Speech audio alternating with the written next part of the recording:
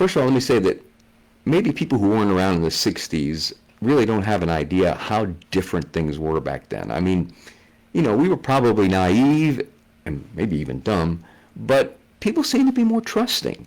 And so the way that it came about is after my freshman year in college, here in Ohio, where I live now, I hitchhiked back to see some friends in my hometown of Miami.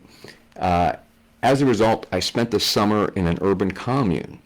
And in fact, some of the experiences from that found its way into my fourth book, The Skinny Years.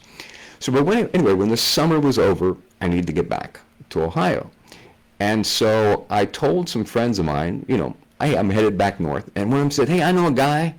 He's here from Kentucky, and he wants to stay in Miami, but he needs to return the car he borrowed from his brother. He's in Paducah. And so this guy was looking for somebody to take the car back. Now, keep in mind, I didn't even know this guy. Today, I don't even remember what the guy's name was. But I said, sure, And so another buddy of mine who had nothing better to do, he and I decide we're going to take this car back because I'm thinking Ohio is north of Kentucky. So if I'm taking a car to Kentucky, I must be really, really close to Ohio, right? So I thought. So I figured, we could just catch a Greyhound or hitchhike the rest of the way back to Dayton, and it'd probably only be just a short little trip. So off we go. But the car we were taking back wasn't just an ordinary car. It was a brand new 1969 aqua blue Mustang that still had that new car smell.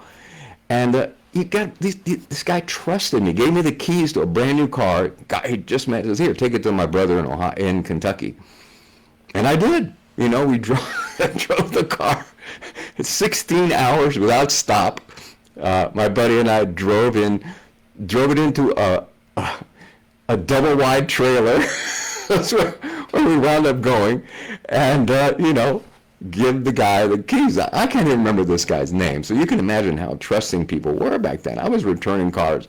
So now we're heading back, to Dayton. And so what we didn't know was that Paducah, Kentucky is actually way farther west than Dayton, Ohio is.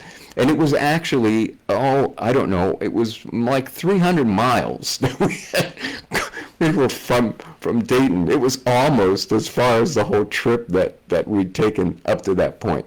So the bus ride was pure agony. We had to stop in every little town between Paducah and Dayton, and it lasted 14 hours, which was almost as long as it took us to drive the car to Kentucky in the first place.